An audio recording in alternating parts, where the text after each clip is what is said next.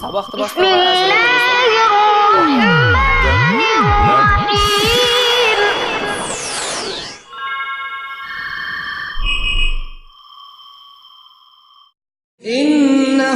Расында Құран Раббың тарапынан бір хақиқат. Бірақ адамдардың көбі сенбейді. Ассаламу алейкум, құрметті көрермен. Өздеріңізбен тағы да жүздесуді бізге несіп еткен Аллахқа шүкір ете отыра, Құран оқып үйренейік атты бағдарламамыздың бүгінгі 16-шы сабағын бастағалы отырмыз. Кітап дәптерлеріңізді алып, сабақты бастауға әзір отырыңыздар. Бүгін біз ләм, мим, нун әріптерінің сөз құрамында жазылу көріністерін үйренетін боламыз. Олай болса, үй жұмысынан бастаймыз. Үй жұмысы. Сіздерге үй жұмысы алдыңғы сабақта өткен фә, қоф, кәф әріптерін әр жолға жазу берілген,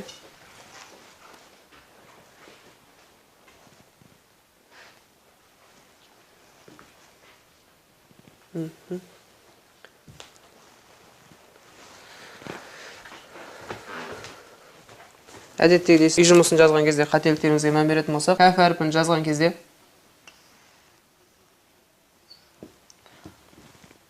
кейбіреуіміз кәф әріпін төртін былай қойғанбыз, бұл бізде қате болып саналады.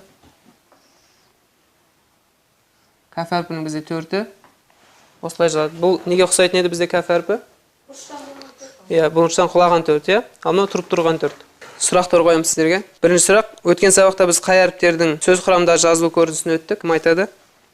Айдын? Фә, қоф, кәф. Машалла. Отыра ғой. Келесі. Фә, қоф, кәф әріптерінің қайсысы сөз құрамында жазылған кезде өзгеріске ұшырайды? Азат? Фә, қоф, кәф әріптерінің ішіндегі өзгеріске ұшырайтын әріп ол кәф. Машалла, отыра ғой. Келесі сұрақ. Фә, қоф, кәф әріптері қандай затқа ұқсайды? Кім айтады?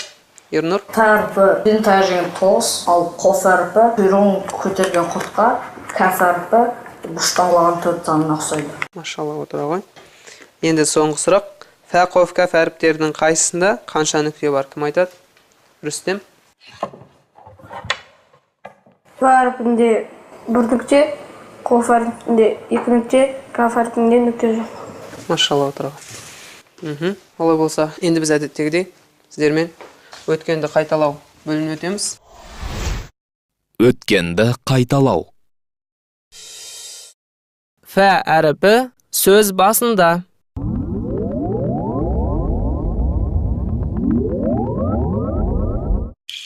Фә әріпі сөз ортасында.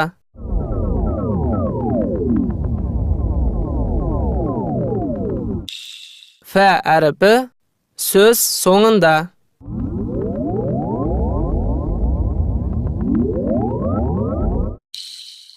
Қоф әріпі сөз басында.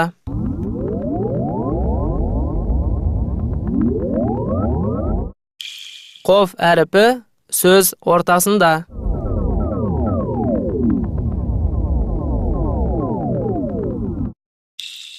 Қоф әріпі сөз соңында.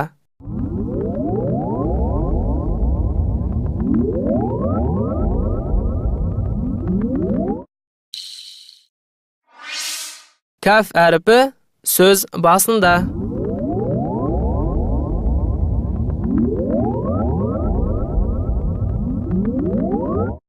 Кәф әріпі сөз ортасында.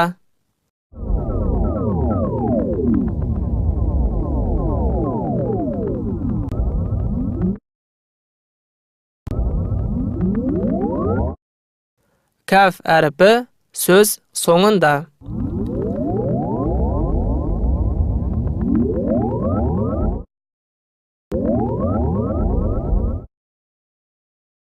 Мен айтамын, ойынын ойнаймыз, Ойынның шарты қандай еді? Мен тақтаға алдыңғы сабақта өткен әріпті жазамын. Сіздер сол әріптің сөз құрамында қай жерінде жазып тұрған айтамыз, Сөз басында ма, сөз аяғында ма, сөз ортасында ма?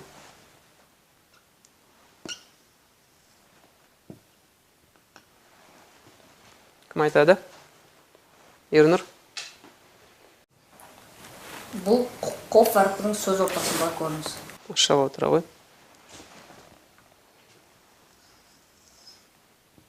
Ал мынау ше? Кім айтады? Азат? Бұл фә әрпінің сөз соңындағы көрінісі. Машалла отыра.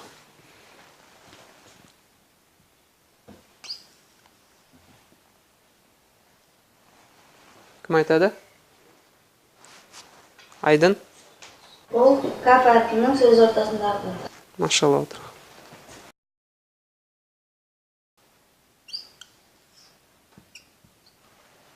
Кім айтады? Азат? Бұл қоф әрпінің сөз соңындағы көрінісі. Машалла. Еске түсірдік па? Енді біз сіздермен бүгін жаңа сабағымызды бастаймыз. Жаңа сабақ. Бүгінгі сабақта біз ләм, мим, нун әріптерінің сөз құрамында жазылуын үйренетін боламыз. Бұл үш әріпте сөз құрамында жазылған кезде белгілі бір өзгеріске ұшырайды. Бірақ та мим әріпі қатты өзгеріске ұшырамайды. Өзінің бұрынғы қалпын сақтайды. Ләм әріпі қазір қарасақ, бұл бізде жарты бөлігі жолдың үстіне, жарты бөлігі жолдың астына жазылатын әріп. Ал нун әріпі жекеше тұрған кезде түгелдей жолдың астына жазылатын бөлік. Ал мим әріпі бізде мим әріпінің басы жазылған кезде жолдың үстіне, дәл үстіне жазылады, жарты бөлік үстіне, жарты бөлік астында. Жазу.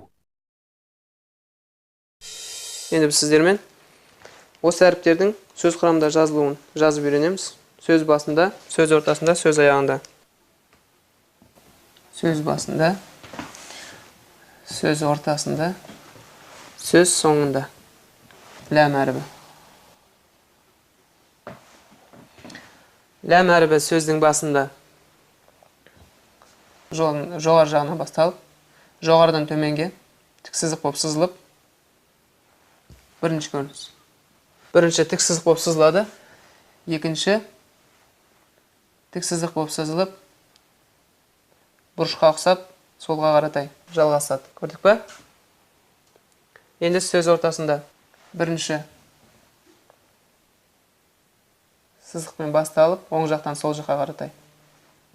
Екінші жоғары көтереміз. Үшінші біз оң жақтан түзу сызықпен көтеріп, жоғары көтеріп, қайта төмен түсіріп, одан кейін сол жаққа қаратай сызықсамыз тағы. Бұл ләм әріпінің сөз ортасында жазылатын. Енді сөз соңында ләм әріпі бірінші оң жақтан сол жаққа қаратай сызықша болып басталады. Екінші сызықша болып жоғары қарай көтереміз. Үшінші оң жақтан басталған сызығымыз жоғары көтеріліп, енді жолдың төменгі бөлігіне өтіп, осылай бітеді. Ләм әріпі. Жазып отырмыз ба? Келесі бізде мим әріпі. Мим әріпі сөз басында бірінші судың тамшыны ұқсатқанбыз, бұны. Бас жағы судың тамшысы сияқты шамшырақ. Екінші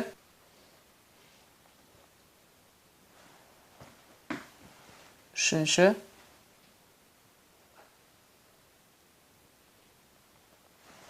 көрдік пе? Енді сөз ортасында бірінші оң жақтан сол жаққа қаратай таяқша басталып сызық жоғары қарай көтеріледі. Екінші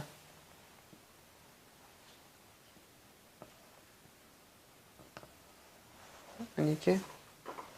Енді үшінші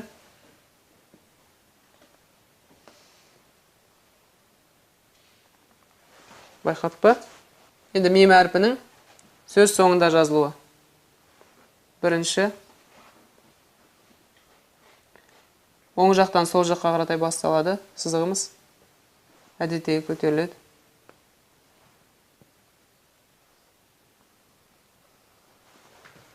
Енді үшінші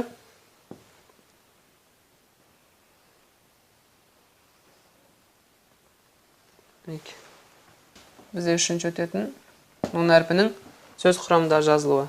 Бірінші. Таяқша сызамыз. Екінші. Оны сол жаққа қаратай тартамыз. Үшінші. Таяқшамыз қойып, сол жаққа қаратай тартып, үстіне өзінің бір нүктесін қоямыз. Нун әрпі сөз ортасында әдеттегідей оң жақтан сол жаққа қаратай сызықша болып басталып, бірінші кезекте. Екінші, сызықшамыз жоғары қаратай көтереміз, сәл. Үшінші, сәл көтеріміз сызықшамызды, қайтадан оңнан солға қаратай. Төртінші бізде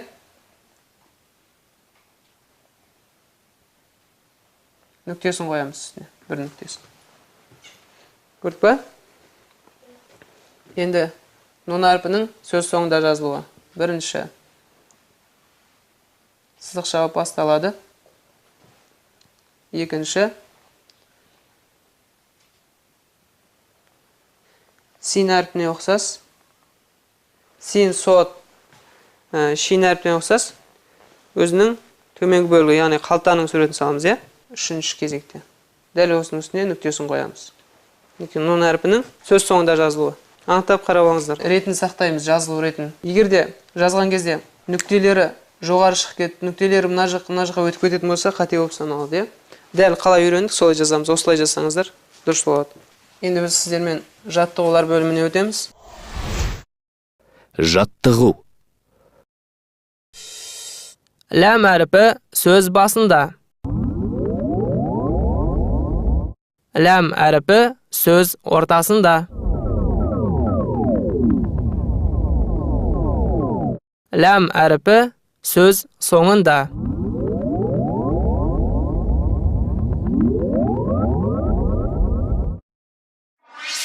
Мим әрпі сөз басында. Мим әрпі сөз ортасында.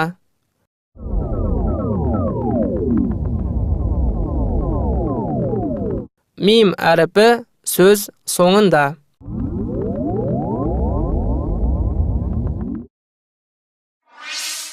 Нун әрпі сөз басында.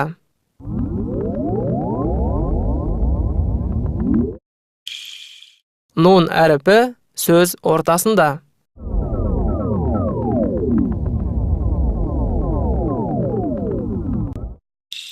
Нун әрпі сөз соңында.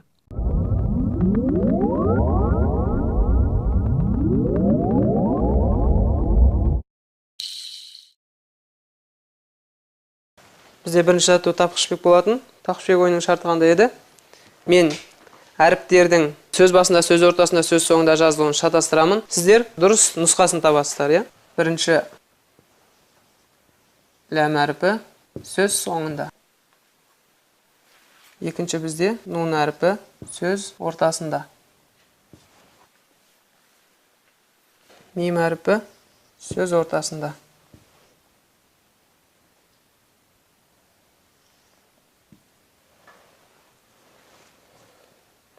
Нун әрпі сөз соңында. Кім шығады тақтаға? Кім зейді? Рүстем? Таяқшамен әрқайсының өзінің жазылу түрін табамыз, е? Таяқшамен. Ләм әрпі сөз соңында.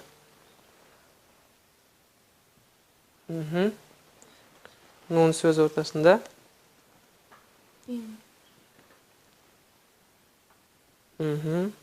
Келесі. Нун әрпі сөз соңында. Дұрыс па, балалар? Жоқ. Кім дейді? Ернұр. Отыр. Рүстем, отыр. Қарам.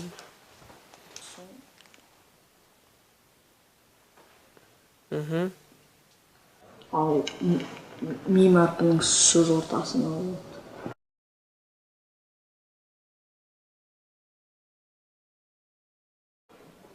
Нун әрпінің сөз ортасы.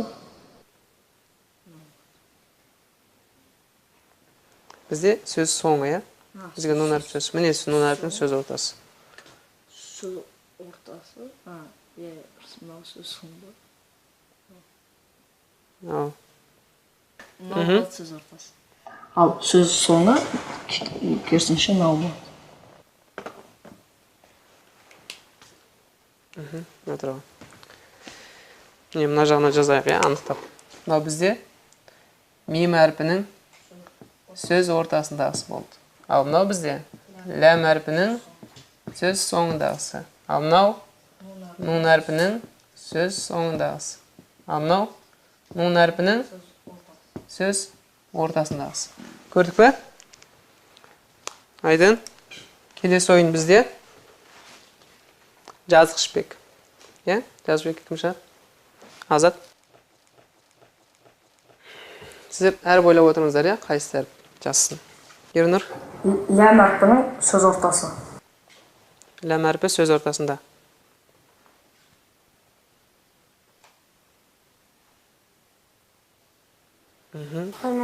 Екінші. Рүстем. Нун әрпінің сөз соңы.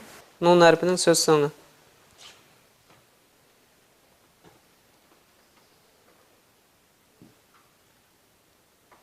Келесі. Айдын. Каф әрпінің сөз ортасы. Каф әрпінің сөз ортасы.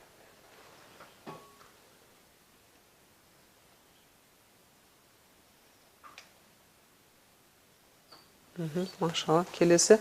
Ернұр. Соңғы әріп. Нун әрпінің сөз ортасы. Нун әрпінің сөз ортасы.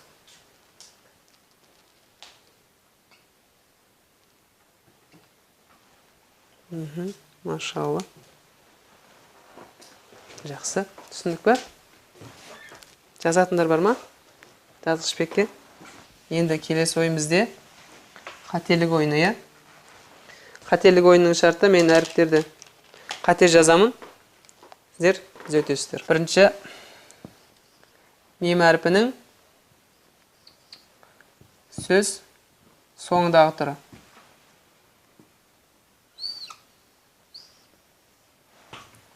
Екінші нун әрпінің сөз басындағы түрі.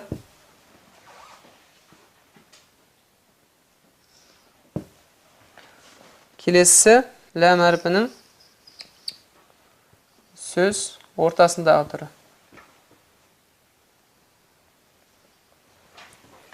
Соңғы мим әрпінің сөз басындағы түрі.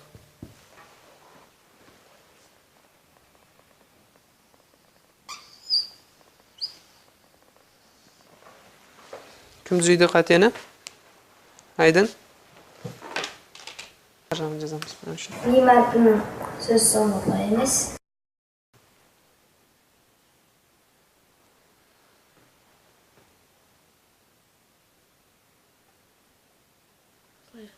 Жақсы, келесі. Нун әрпі. Нун әрпінің сөз басы.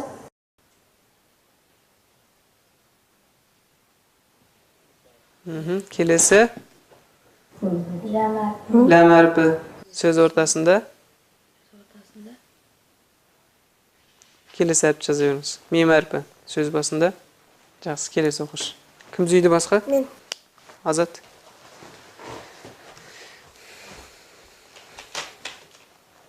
Мим әрпінің сөз соңы қалай жазылады?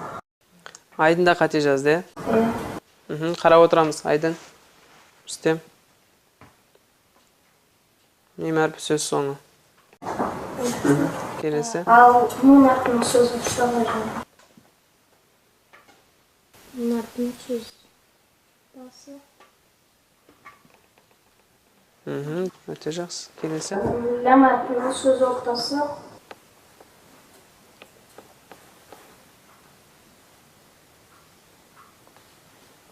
Мим әрпінің сөз басы.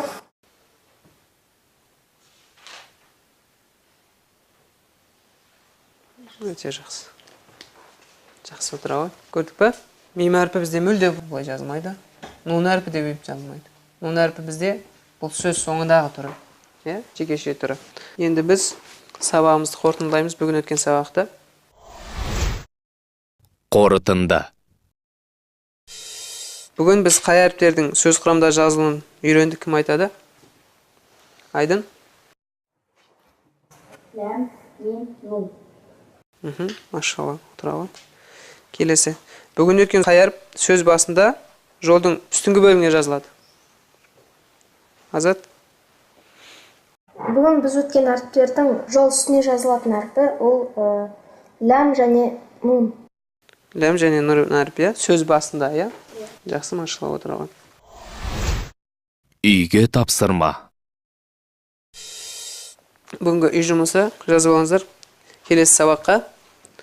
Осы бүгін өткен ләм, мим, нун әріптерінің жазылу көріністерін әрқайсысын бір жолдан жазамыз. Жазылу ережелерін сақтап, оң жақтан солға, жоғарыдан төмен, және әрқайсының өзін жазылу кезегі, бірінші кезеңде қай түрі жазылады, екінші кезеңде, үшінші кезең. Одан кейін алдыңғы өткен әріптерді бастан аяқ қайталап жүріңіздер. Әріптердің шығарылуы, тіл қалай қойылады, тамақтан шығама, ғырылмен шығама, соның бәрін қайталап жүріңіздер. Және әріптің ұқсастығы қандай затқа ұқсайды. Жаным қолында болғанмен ант етемін. Шындығында Ықылас сүресі Құранның 1/3-іне тең келеді.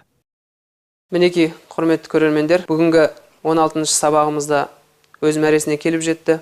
Аллах ілімдеріңізге ілім қоссын. Келесі 17-ші сабағымызда жүздескенше Аллахтың амандығында сау саламатта болайық ағайын. Ассаламу алейкум ва рахматуллахи ва баракатух. Аллах елшісі ол кісіге Алланың игілігі мен сәлемі болсын. Имам Муслим жеткізген бір хадисінде ұлы Аллах Құран оқыған және ондағы жазылғанға сәйкес амал еткен кісінің ата-анасына қиямет күні тәж кигізеді. Ол тәждің нұры дүниедегі күн нұрынан да жарық болады деген.